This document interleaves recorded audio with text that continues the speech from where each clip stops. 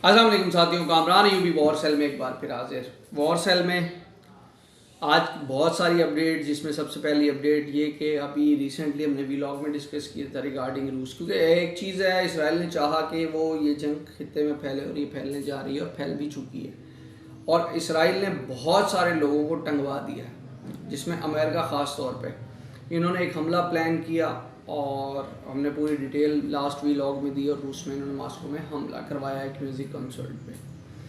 रूस ने बड़ा कमाल 3 से 4 दिन में उनकी एजेंसीज ने चीज़ों को आइडेंटिफाई किया, लोग पकड़े, इन्वेस्टिगेट किया, पूरे का पूरा नेटवर्क पकड़ा और निकाल दिया।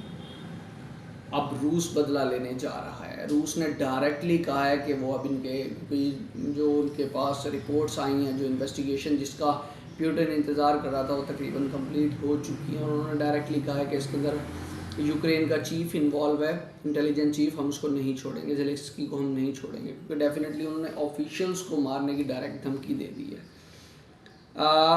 और जो एक और अपडेट आई वो ये थी कि इन्होंने अपना बहरी बेड़ा तमाम तर मिसाइल्स के साथ जो है रेड सी में पहुंचा दिया है हौसियों की मदद के लिए, जो कि ख़ुद में बहुत बड़ी अलार्मिंग सिचुएशन है अमेरिका, इसराइल, यूरोप और इंग्लैंड के लिए, क्योंकि ऑलरेडी कब्रिस्तान बना हुआ है इन सब का जो है रेड सी, और डेफिनेटली उनके पास रूसियों के पास टेक्नोलॉजी है, और वो ये यहीं से गई भी है ईरान के थ्रू, रूस और चाइना से।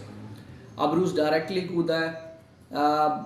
लास्ट एक अपडेट में, क्योंकि हमने जिक्र किया था इनका एक बहरी जहाज़ जा रहा था, इनके ब्रिज से टकराया।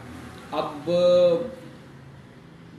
पूरे का पूरा अभी वो ब्लैक बॉक्स मिला है, उसकी रिकॉर्डिंग, उसमें से कुछ चीज़ें गायब हो गई, अभी तक कंफर्म नहीं हो पा रहा ये कैसे हुआ। देखो, टेक्निकल फॉल्ट तो ये है नहीं, उसके नेविगेशन सिस्टम को जैम किया गया। अब ये चीज़ क्लियर होनी है कि इन्होंने खुद जैम किया और उसको रूस पे इल्ज़ाम लगाना है, या वाक़यतन रूस ने किया, ये एक अलग चीज़ है। उसमें सैकड़ों लोगों की मौत हो गई, ब्रिज गिर गया, अमेरिका ने कहा कि जी ब्रिज को बनने में 10 साल लगेंगे। अब उंगलियां लोग उठा रहे हैं कि सारी ज़िंदगी तो आपने जंगों में पैसा झोंक दिया है, तो भाई ये टेक्नोलॉजी क्यों नहीं है आपके पास?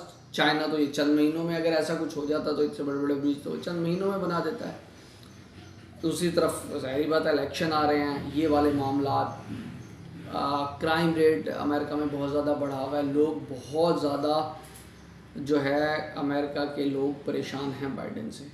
अच्छा, अल्टरनेट में इसका सारा ट्रम्प को जा रहा है फ़ायदा, लेकिन इस्टेब्लिशमेंट नहीं चाहती कि ट्रम्प आए, तो हो भी सकता है, ये पॉसिबिलिटी भी है कि अमेरिका के अंदर मार्शल लॉ, पहली दफ़ा मार्शल लॉ लगा दिया जाए, क्योंकि मिलिट्री इस्टेब्लिशमेंट नहीं चाहती कि सिविलियन की, क्योंकि ट्रम्प की एक पॉलिसी है, वो इस चीज़ों जंगों से अपने मुल्क को बाहर निकालना चाहता है और इनके पैसे इन्हीं के ऊपर खर्च करना चाहता है।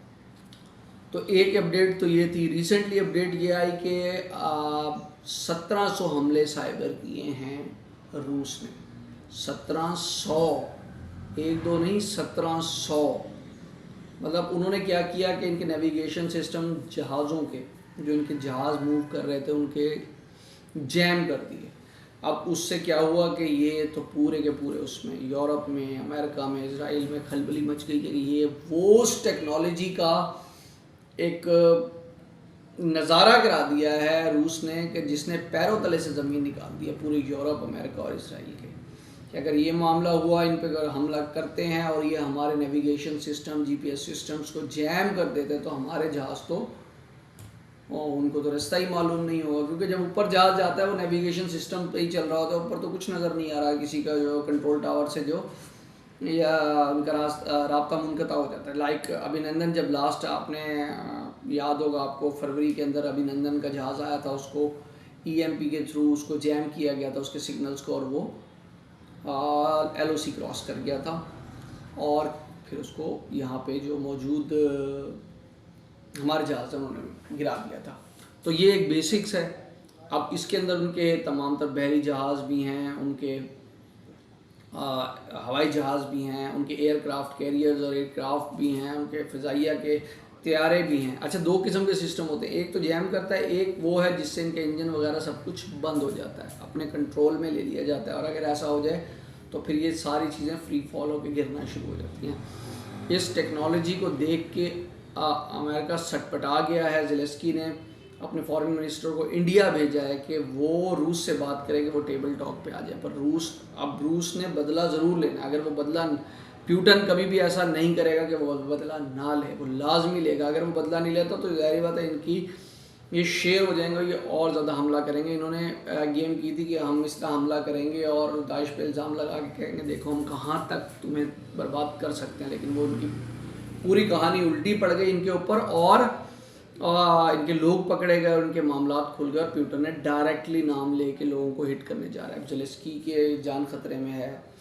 आर्मी उनके चीफ की, इंटेलिजेंस चीफ की, फॉरेन मिनिस्टर की, ये सब इनके निशाने पे रूस के, और रूस लाजमी ये काम करेगा।